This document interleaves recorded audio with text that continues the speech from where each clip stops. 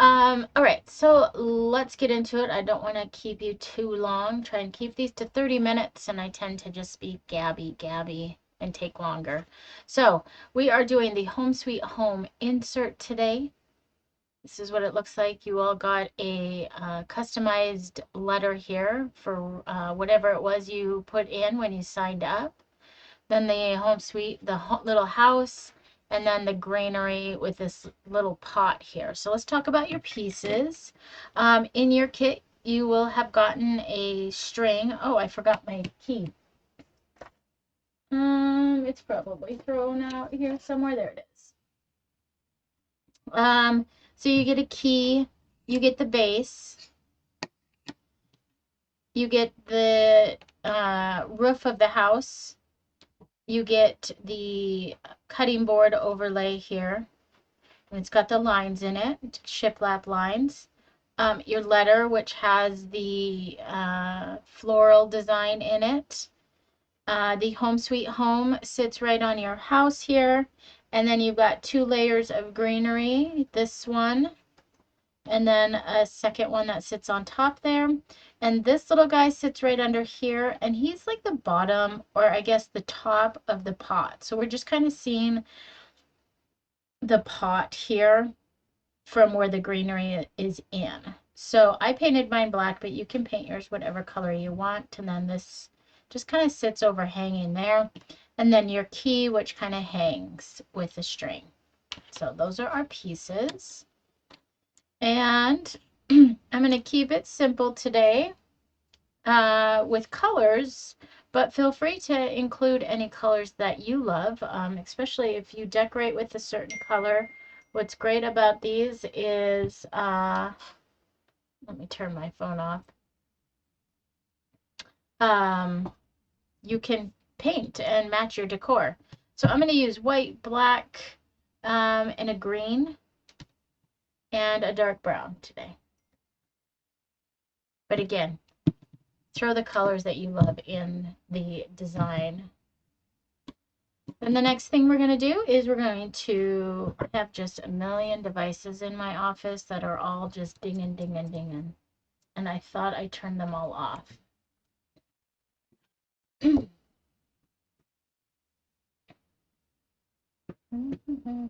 me just a second. I'm going to try and turn off some of the noise. Oh, it is off. Okay. All right.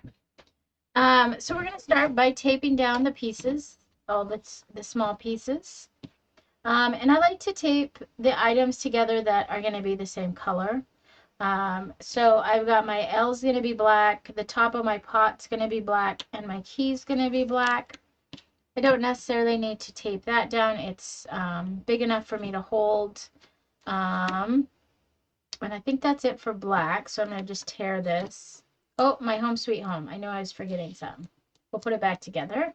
Home Sweet Home on here. This is delicate, so be careful with it. But if you break it, no big deal. You can glue it back together. They're fairly easy to glue back together by just applying a little glue to the area that is broken and then just pushing it together and letting it sit for just a few minutes. Okay, so we have everything taped off. The tools that I'm going to use today are just a flat brush, a liner brush, a baby wipe, my sanding block, and then my makeup wedges. So let's get our timer going. Okay. And we're going to start. Oh, I forgot my little house top here. It's going to be brown. I started cutting the Valentine's inserts today, trying to get ahead a little bit for the upcoming year. Hopefully that carries through the rest of the months, but probably not. All right. I'm going to start with white, And in my example here, I'm going to paint the house white. So this is a large piece, so I am going to use just my flat brush for this. And when you're painting these pieces, you'll hear me constantly say to use light coats. Multiple light coats is better than one heavy globby coat.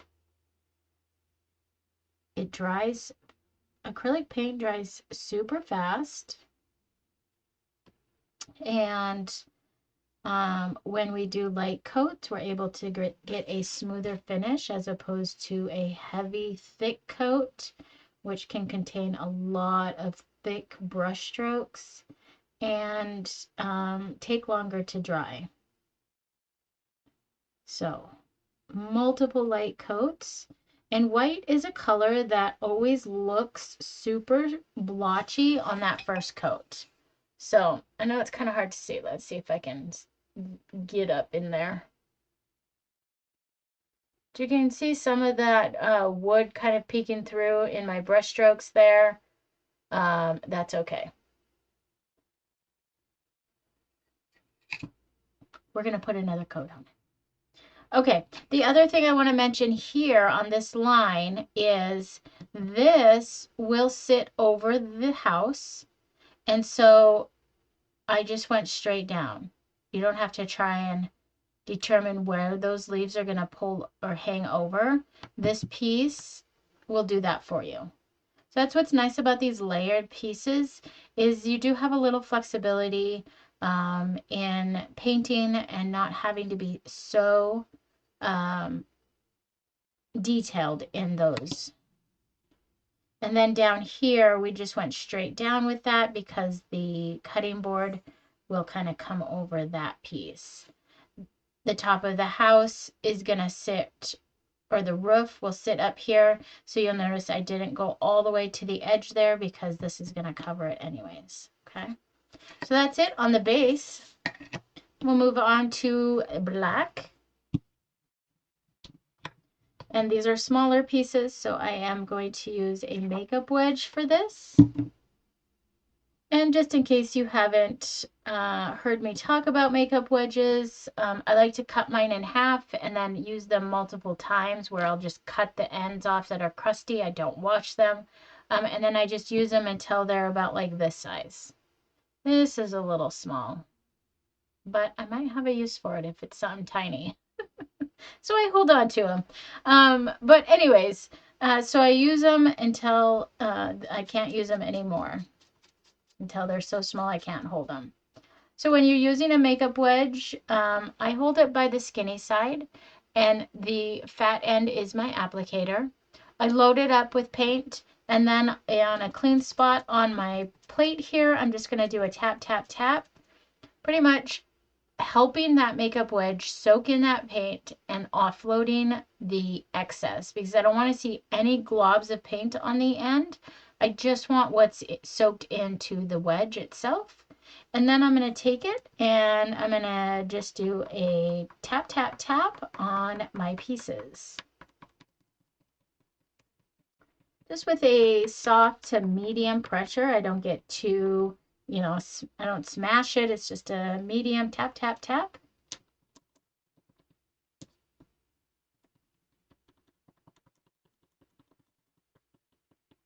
And again, we're going for light coats here, so don't worry about it looking splotchy or seeing some of that wood peeking through. That's all right.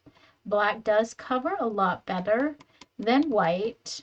So a lot of times, depending on your paint and how thirsty, if you for lack of better words, the wood is, sometimes you can get away with just one coat of black.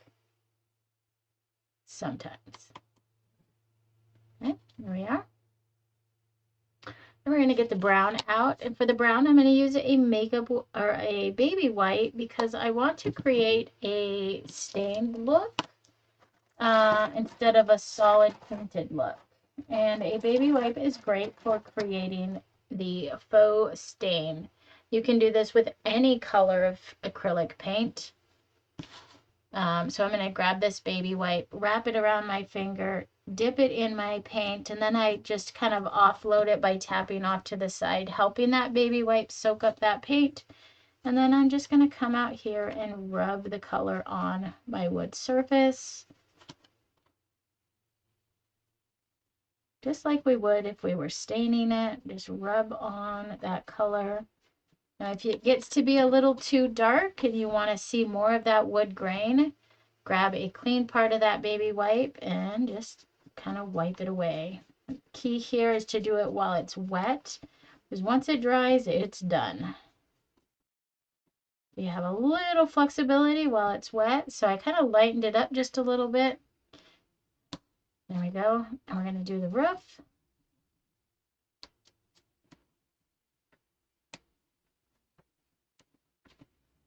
Rubbing that on. And I'm going to rub a little bit off.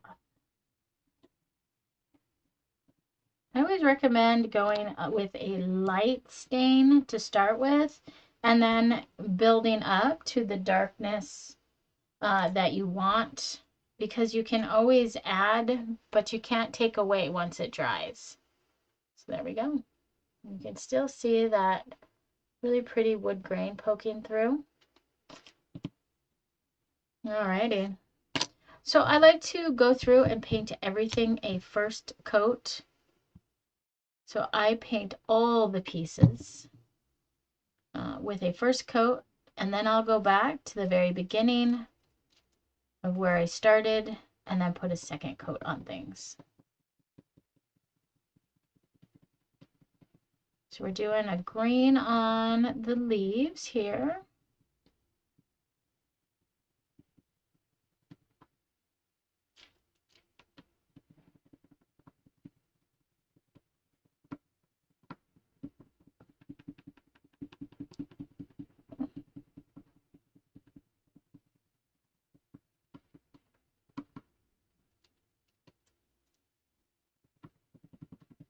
If I have time, I'll show you some of the items I'm making for family.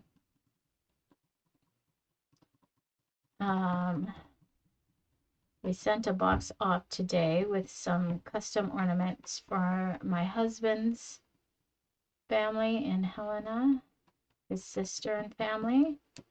And then my mother-in-law, his mom, has had a cat, and she's a rescue cat, and she's very particular and kind of a scaredy cat. They've had it for I think 3 years now, but she's still very edgy, but they love her, and so she's got this little sign that she puts on her door every day when the cat is in, so people don't accidentally let her out. She just hand wrote it on a piece of paper and then taped it too, but we created an ornament for her to hang on her door. Wish I would have taken a picture of it, but I forgot. But anyway, so we sent that out today. So that's some of my holiday crafting.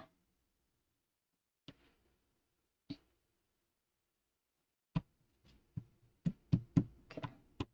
Before I go on with my second coat, the other thing I want to let you know about wood is it's a sponge, and it will soak up your paint. And when it does, the little fibers in the paint expand and will start to stick up. So sometimes after you paint your piece, it can feel rough, where before it felt smooth. And that's totally natural. It happens with all wood. You'll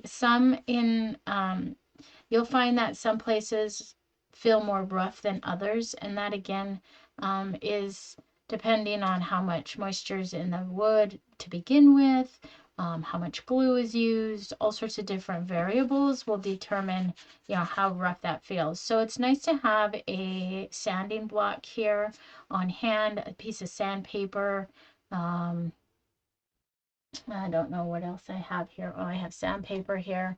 So just even a sheet like this, you can get a pack of like this sized sandpaper at the Dollar Tree, or you can grab a couple sheets at your hardware store and cut them down and use them.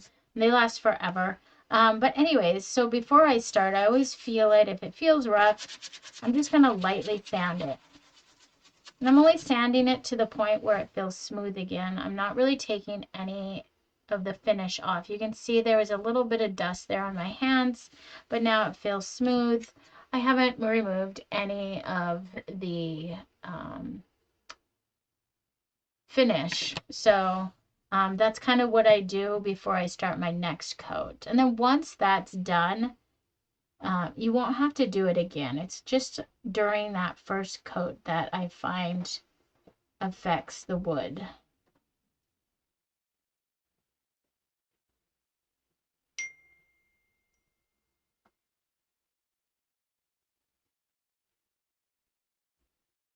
Sorry, I thought I turned everything off, but apparently not.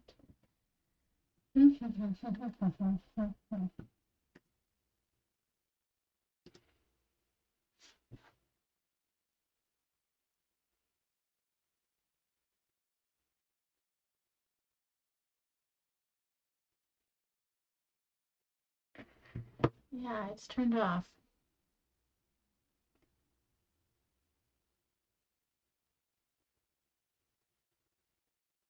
I got a new phone and it just wants to constantly mirror with my laptop. They're both Apple products. So it's like, oh, you got a notice on your phone. I'm going to mirror that on your Apple product, regardless if you have your phone set to quiet or not. I'm sure there's just a setting I need to adjust, but it's always something that gets updated and you're just like trying to figure out how to reset it back to the original. Anyways. Okay, second coat on the base. We're going to go up to the black. And then just really lightly sand this.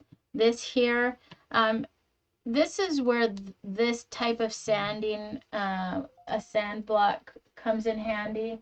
What I thought I had my other one here.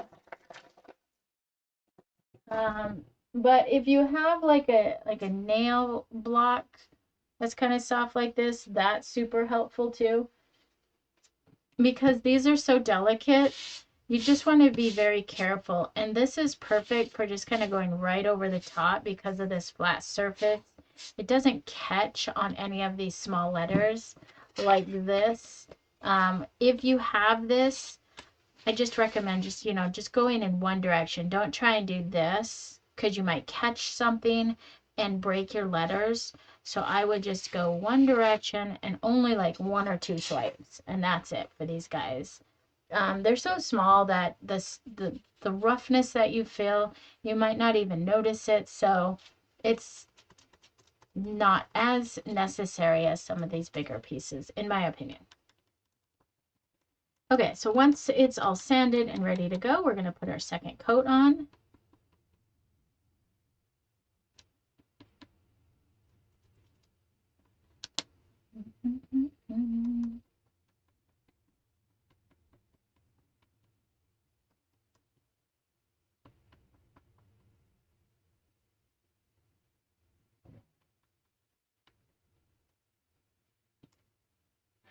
There we are. There we are. We're good to go. Okay. And then for the stained bits, I'm just going to do a quick sand. And I'm not going to do a second coat on these because I like where the darkness of the wood is right now. I don't want it to get any darker. So I'll sand it just to smooth it out. And then I'm going to wipe away the dust. And we're going to call it good on those pieces. And we're going to go to the florally bits, the plant. And we'll put our second coat on here.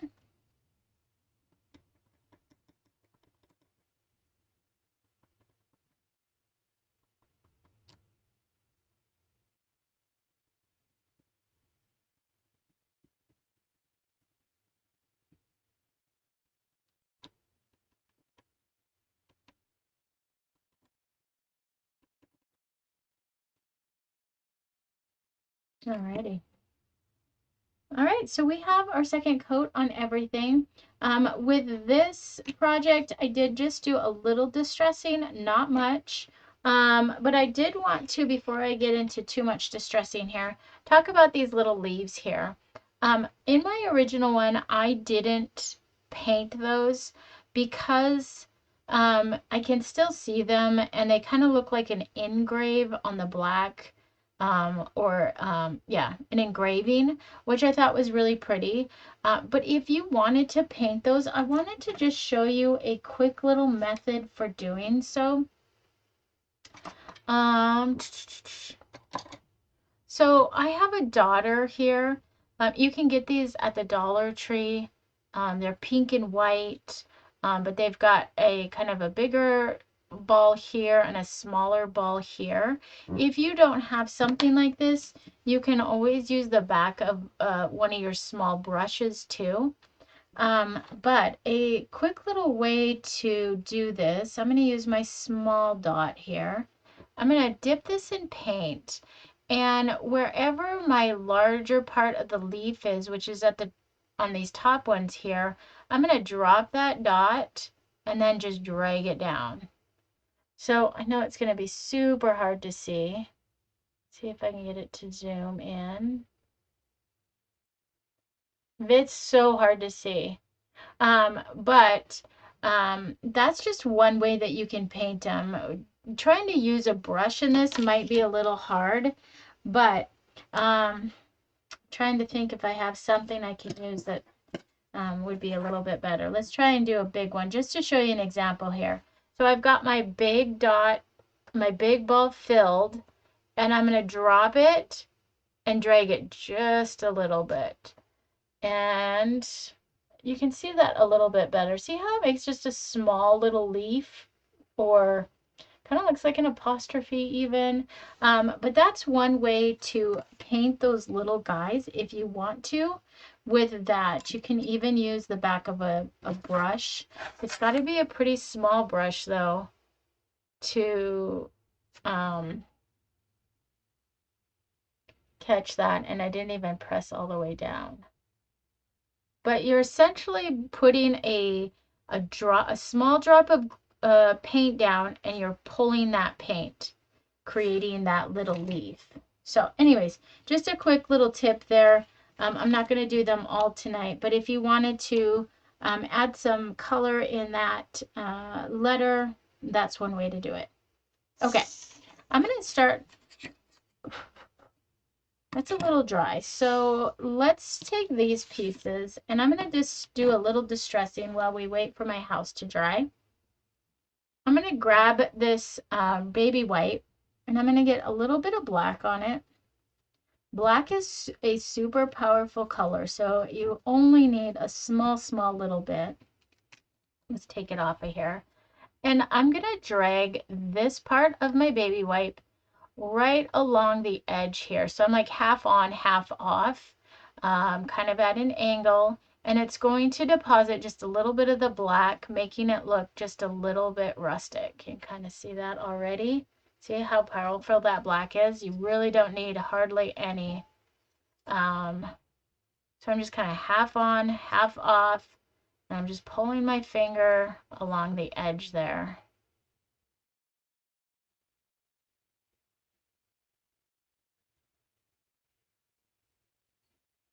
It just kind of gives it a little dimension. You could even pull just a little bit through your lines if you wanted to darken up those lines a little bit and just really accentuate them. I kind of like that. That looks nice too. All with a baby wipe. Okay. I'm going to add a little dark to the top of my house. I don't know why I can't say the word roof. It's eluding me. The roof. Just go along those edges, just barely touching it. There we go. Okay. And then I am going to take my key and distress the edges. I want my key to look worn. So I'm just taking my sander and kind of pulling off the edge there, just lightly revealing that wood right along the edges of the key. You can kind of see the wood coming out there along the edge, makes it look worn.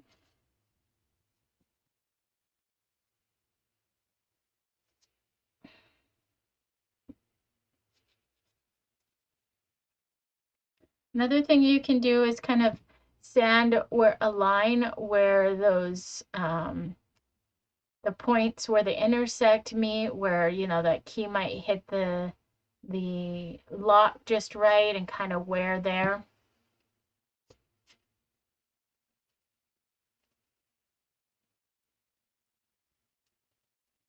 And then up by the opening, we might have a little more wear and tear. Here we go.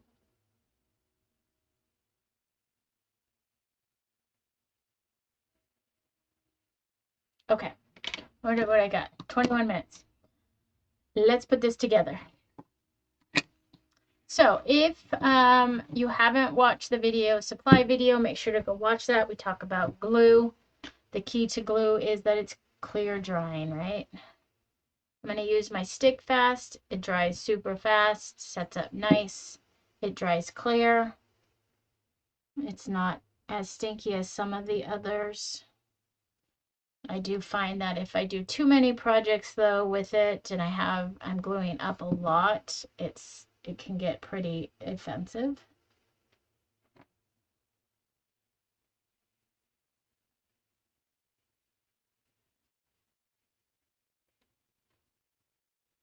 Okay, so I glued on the cutting board and the top of the house, the roof here, and then I'm going to glue up the leaves here. Quick little tip when you're dealing with delicate pieces such as these leaves and the Home Sweet Home is to flip them over and pull the tape off. That gives the piece a sturdy surface to sit on, so you're not trying to pull the piece off and it starts to bend and crack and then break. So I just flip it over. I have my hand on the leaf part here, and I'm going to slowly just pull my tape off like that. We'll do the next one. And that's just a quick way to pull tape off delicate pieces. Flip it over so that the delicate piece is on the table and you're pulling the tape off it. Okay. So with the gluing of these guys, I'm not putting glue on every single leaf. I'm just hitting a few of the top fatter areas, kind of squiggled it on there. And then I'm going to lay this down. It will match the leaf pattern on the base, so I'm just making sure that I'm overlapping. Don't be afraid to move your piece around so you can see it from all angles, because what might look good on one angle, you might be off in another. Once you have it in place, then a quick push down and let that set up. Then I'm going to add my little pot down here at the bottom of my leaves, my plants.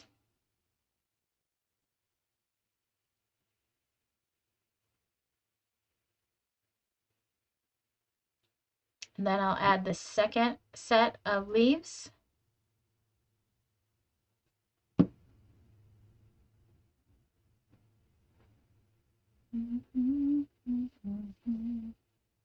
And there's really no right or wrong way to put the second set here. There are some little score marks down in the pot itself. You'll see just a little dip there that kind of indicates where they should go, but honestly, you can't really see the pot, so you can really place that wherever you want. So again, when you're going to take off the Home Sweet Home, flip it over, put the piece on the table, and then pull the tape from it, holding the piece on the table so it doesn't pop up. You want to keep that nice and flat on the table, and then just slowly pull the paint away. And that will help with these delicate pieces so they don't get broken. Okay. And we're going to glue this up. There's no score marks for this, no guidelines. You just eyeball it, center it as best you can on your piece. I'm just tapping some glue on some of the fatter pieces of the letters. And then we're just going to drop it. Just kind of let it, there we go. Don't hold it up too much, it'll start to slide. And I'm going to glue my L here. If you find you get too much paint or glue on the back, I usually have a piece of scratch paper, or in this case wax paper, and you can drop it on it and then it will catch the excess. That way when you go to put it on here, you know, we don't have glue that's going to seep out. So if you find that you're like, oh no, I accidentally got too much, just drop it on something, some excess paper there, scratch paper. Okay, then the last step here is to put our key on. So I'm going to fold this string in half. Here's my center. I'm going to take that center and stick it through the hole. One thing I want to make note of is you can paint both sides of your key. That way, if it flops to one side or the other, they're both painted. I did not, but you might want to consider that. I kind of find that I'm constantly flipping mine, but maybe I move mine more than most people. That's completely up to you. Any rate, we're going to put that folded end into the hole of the key. And we've got the loop in the back. Then we're going to take the tails that are sitting in the front here, and we're going to push them through that opening and then pull those tails, and it creates a slip knot or a lark's head knot at the top of the key. And that will help it hold or lay flat too, as opposed to just putting one piece through and tying a knot that way. So then what I do is when I'm putting it in my base, I just let it sit here. If you find your key kind of falls and isn't catching, you can put a knot on the back to help hold it, and then also trim the excess. So kind of get it where you want it. Put a knot that's going to catch in that little gap there, and then you can kind of tug it, and then it will sit right at the height, or hang right at the height that you want. So there we go. There is our Home Sweet Home everyday insert. So you can use this insert when you're not displaying a holiday themed or a seasoned theme in your basket. There we are. Where are we at? 29 minutes. We are good to go. Solid. Alrighty. Well, I didn't catch anybody live tonight. It's a busy season. I bet you guys are busy with kids, holiday stuff, family holiday stuff, whatever it may be. Maybe you're working. So anyways, I hope you guys have a great holiday. Merry Christmas. I appreciate you guys so much and giving me the opportunity to craft with you and provide you with some creative therapy. So I just wanted to thank you again for joining the Mini Make It series, and I hope this year brings you a little bit of joy, creative joy every month, and I hope you find the 30 minutes to finish your project. So anyways, we will chat with you later. Be on the lookout for posts when we ship the January box, and we'll also post the schedule for January. So, alrighty. Thanks, guys, and we'll talk to you later. Bye.